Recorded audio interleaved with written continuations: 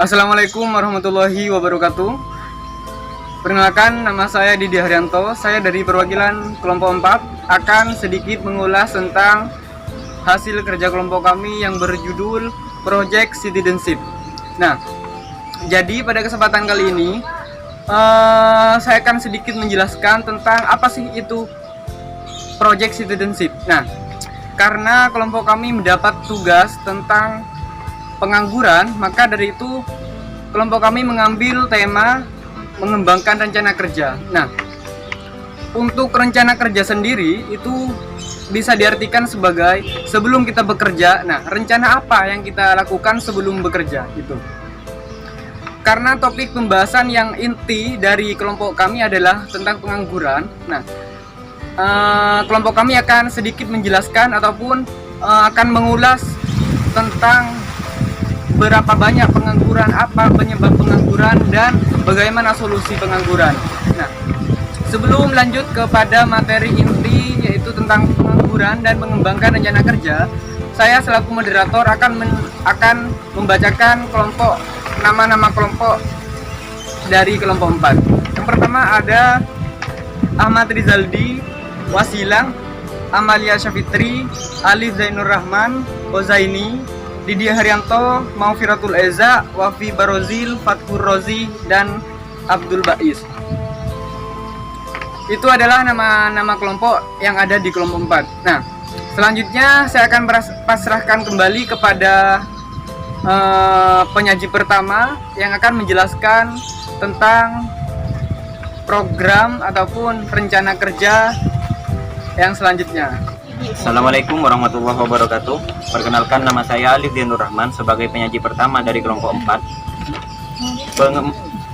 Prospek kerja yang sekarang telah sedikit memudar karena dalam persaingan dunia kerja itu sendiri SDM Indonesia seakan-akan kurang dalam persaingan tenaga kerja, karena juga dari kendala pemerintah tentang tenaga kerja asing yang sedikit banyak telah masuk ke Indonesia, yang menjadi problem bagaimana masalah pengangguran itu masih menjadi kompleks hingga saat ini. Tentang pengembangan rencana kerja berawal dari masyarakat. Peran masyarakat dapat dijadikan alternatif untuk meminimalisir ketidakpuasan masyarakat terhadap upaya dalam mengatasi pengangguran. Selain itu, meningkatkan rasa persatuan dan kesatuan dalam bernegara dan bermasyarakat. Salah satu contoh dalam kehidupan sehari-hari yaitu adalah minimarket yang dibuka oleh badan-badan swasta, yang notabene badan-badan swasta tersebut adalah pondok pesantren. Salah satunya adalah Sidogiri, Basmalah, Santri dan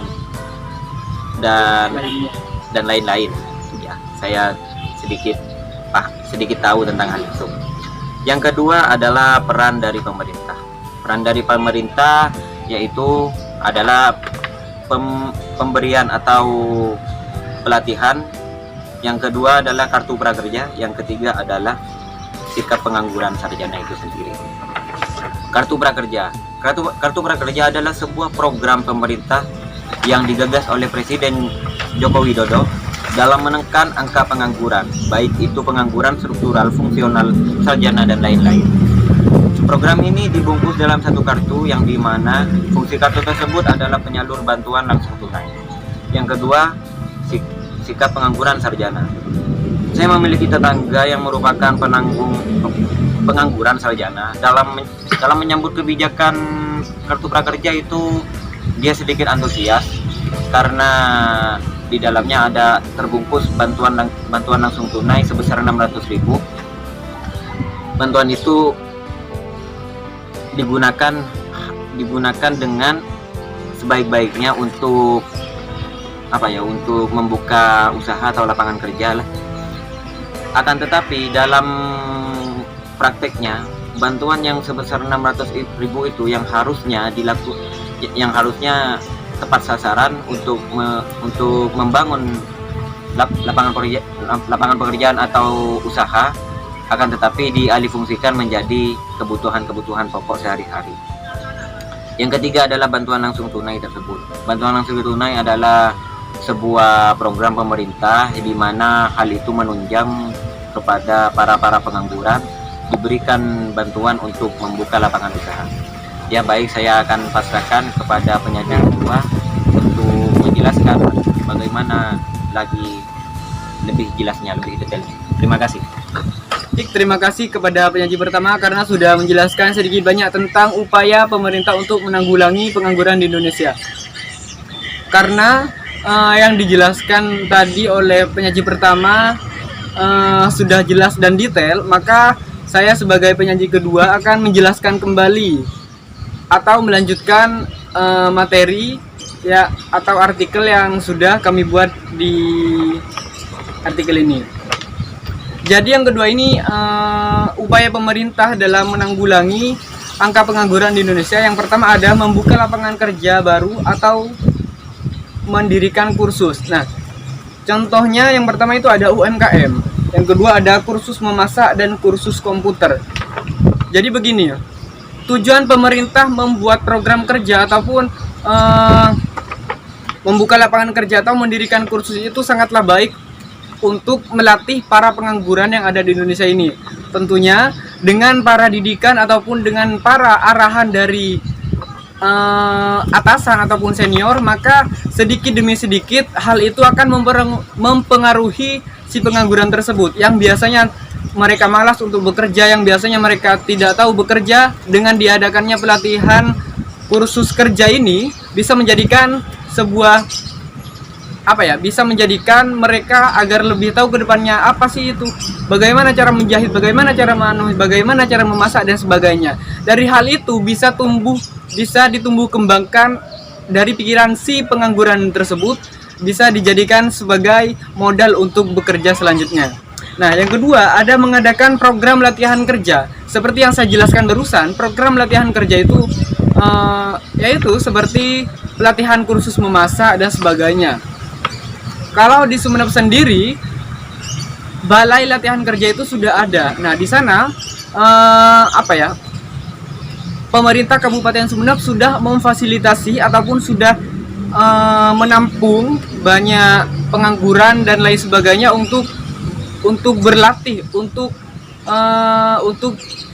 cari tahu kedepannya itu mereka harus bagaimana. Nah, jadi upaya pemerintah yang kedua ini merupakan upaya yang sangat baik bagi pengangguran yang ada di Indonesia.